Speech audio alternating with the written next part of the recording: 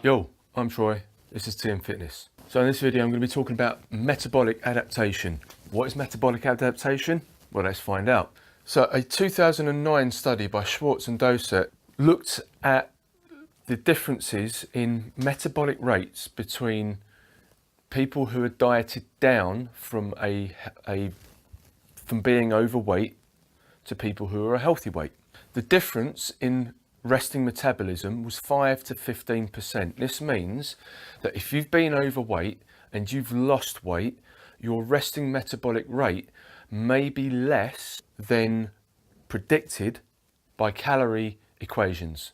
And we can see that if you've got two people of equal weight, but one of them has always been a healthy weight and has always been fit and active, and the other one has traditionally been overweight, sedentary and unhealthy, and has recently, over the last few months or year or so, dieted down to that same weight, there's going to be a difference. So the predictive equation will work out your resting metabolic rate, and if you don't know how to do that, go back and look at my other videos. So the first person, the healthy weight person, in both these examples they're 70 kilograms. I'm going with females for the purpose of the equation here.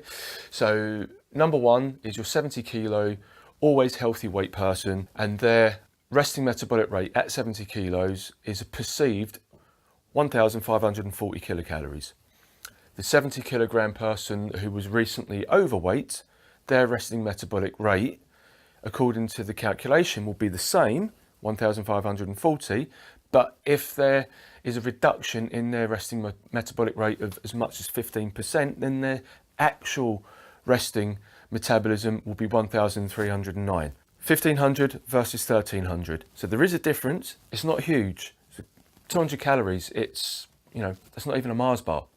But that does make it harder, and this demonstrates part of the reason why a lot of overweight people experience weight regain when they crash diet, because your metabolism drops, your lean mass drops, you don't learn, during the crash diet, you don't learn strategies for maintenance, and you don't learn about nutrition and calories and stuff like that, not necessarily. So you go back to your old habits, and then you put all the weight back on and then some, because your metabolism has dropped, as demonstrated there. So in conclusion there, the easiest thing to do to not yo-yo diet and see your weight going up and down all the time is to not get fat in the first place. But that's not really helpful, is it?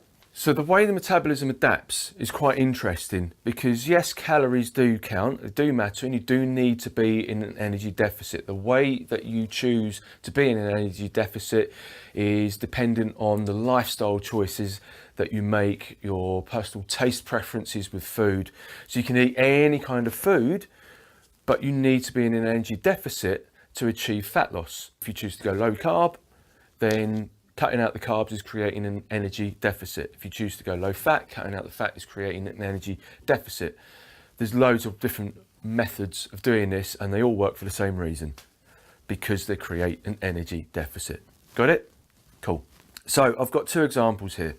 So in this first example, we've got somebody whose maintenance calories are 2,000. So in this little box, they should be aiming for 2,000 calories a day to not gain weight. So the dotted green line here represents their total daily energy expenditure, which in this case is 2,000 calories. The red dotted line here represents their energy deficit, and I've put there 1,700. So it's a 300 calorie deficit. So if you're in a 300 calorie deficit every day over the week, you should see some weight loss. I'm not going to get into the complexities of the 3,500 calorie principle. A 10 or 15% deficit, even as much as 20%, is usually plenty for most people. Then down here in this box, we've got, it could be the same person, 2,000 calories is their maintenance level, but they want to lose weight quickly. And we always hear this number banded around, the ideal weight loss diet is 1,200 calories. So bearing in mind that this person, based on their lean mass and their activity levels, has a maintenance level of 2,000 calories, but they're now eating, the red dotted line, 1,200 calories. It's 800 calories under their maintenance level. what's likely to happen is at first they will see some fairly rapid weight loss. But then over a few days, what's going to happen is their total daily energy expenditure will come down. Their movement will come down to match the energy input. You will have less energy to move habitually, just, even fidgeting.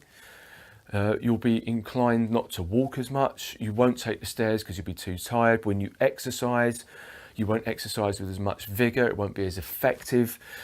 You'll just generally have less energy. Your mood will be worse. It may affect menstrual cycle and sleep and hormone balance. It'll increase your stress levels. Your motivation will be massively affected because you feel like crap. So why will you make yourself exercise? So your total daily energy expenditure will come down to match the energy intake. So if you're eating 1200 calories, your maintenance calorie level of 2000 will drop down closer to that 1200 mark, so that your weight loss will slow down and even stop. So what we do, instead of crash dieting on such a low amount, you diet just below your maintenance level. It's slower, it takes longer, but it's a lot easier to adhere to. It's a lot healthier, not just physically, but also for your mental health. This is going to lead to disordered eating. This isn't.